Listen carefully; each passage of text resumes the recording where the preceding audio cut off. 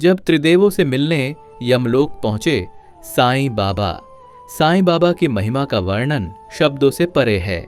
शिरडी की उस साधारण सी धूल से उठकर उन्होंने असंख्य भक्तों को प्रेम, करुणा और श्रद्धा का मार्ग दिखाया। परंतु यह कथा साधारण नहीं बल्कि अलौकिक है।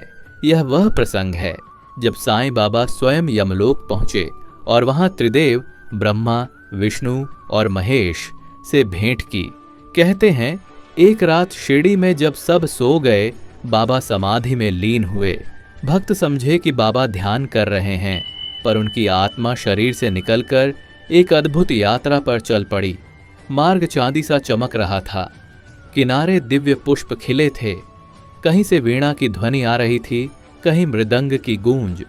धीरे धीरे बाबा उस लोक में पहुंचे जिसे लोग भय से याद करते हैं, यमलोक।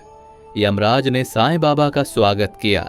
उनके हाथों में कालदंड था, पर मुख पर करुणा झलक रही थी। बाबा, आज आपके आगमन से यह लोक भी पावन हो गया, पर आप यहां क्यों आए हैं? आपका तो धाम तो स्वयं जीवों के हृदय में है।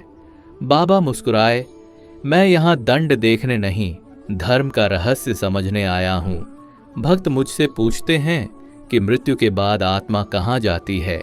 मैं उन्हें सच्चा उत्तर देना चाहता हूं। बाबा और यमराज के संवाद के बीच अचानक 3 दिव्य आभाएं प्रकट हुईं। यह थे त्रिदेव ब्रह्मा, विष्णु और महेश।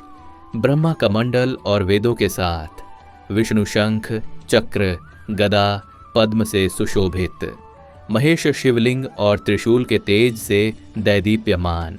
संपूर्ण यमलोक में एक अद्भुत प्रकाश छा गया। बाबा फोल्डेड हैंड्स कर बोले, हे त्रिदेव, भक्तों का मार्ग सरल करने हेतु मैं सत्य जानना चाहता हूं। मृत्यु, जीवन और मोक्ष का रहस्य क्या है? मैं सृष्टि का आरंभ करता हूं, हर जीव को जन्म देता हूं, परंतु जन्म ही सब कुछ नहीं, वह तो केवल एक अध्याय है। अरादार विष्णु बोले, मैं पालन करता हूं। जब तक आत्मा अपने कर्तव्य निभाती है, मैं उसे साधन देता हूं। धर्म, भक्ति और प्रेम ही उसका आधार है। और जब समय आता है, मैं संहार करता हूं, लेकिन यह विनाश नहीं, नव सृजन की भूमिका है। आत्मा अमर है, जो ज्ञान और प्रेम से जुड़ता है वह मोक्ष को प्राप्त करता है। 5वां दृश्य। बाबा का प्रश्न बाबा ने शांत स्वर में पूछा, परंतु साधारण भक्त तो मोह और भय में जीता है, मृत्यु उसके लिए पीड़ा क्यों बन जाती है? भय अज्ञान से उपजता है।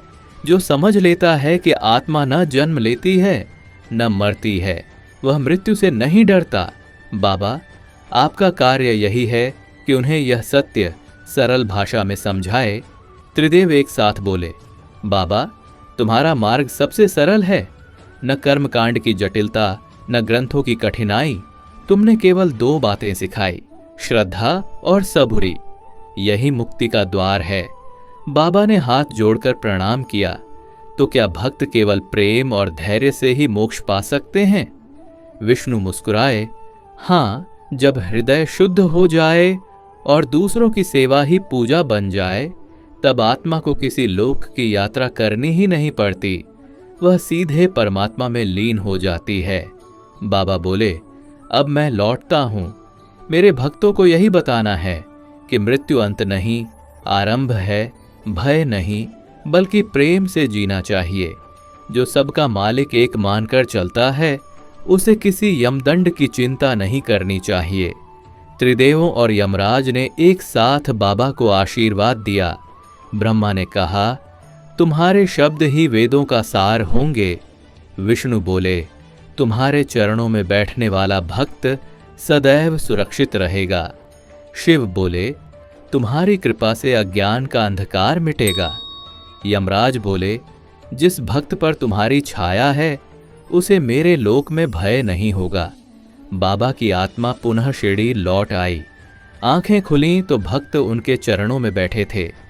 किसी को यह झांत न था कि बाबा अभी अभी त्रिदेवों से मिलकर लौटे हैं, पर उनके मुख से जब यह वाक्य निकला, मृत्यु से डरो मत, सत्य, श्रद्धा और सबूरी से जियो, ईश्वर हर क्षण तुम्हारे साथ है, तो भक्तों के हृदय में ऐसा प्रकाश फैला मानो स्वयं ब्रह्मांड बोल उठा हो। यह कथा केवल कल्पना नहीं बल्कि एक प्रतीक है। इसका संदेश साफ है, जन्म और मृत्यु केवल पड़ाव हैं। मोक्ष किसी कठिन साधना से नहीं बल्कि श्रद्धा, धैर्य और प्रेम से मिलता है। साईं बाबा की वाणी और आचरण ही जीवन और मृत्यु का वास्तविक रहस्य खोलते हैं। इस तरह जब साईं बाबा यमलोक पहुंचे और त्रिदेवों से मिले, तब मानवता के लिए एक शाश्वत संदेश लेकर लौटे। सत्य, प्रेम और सद्बुद्धि से जीवन जियो, मृत्यु स्वयं पवित्र हो जाएगी।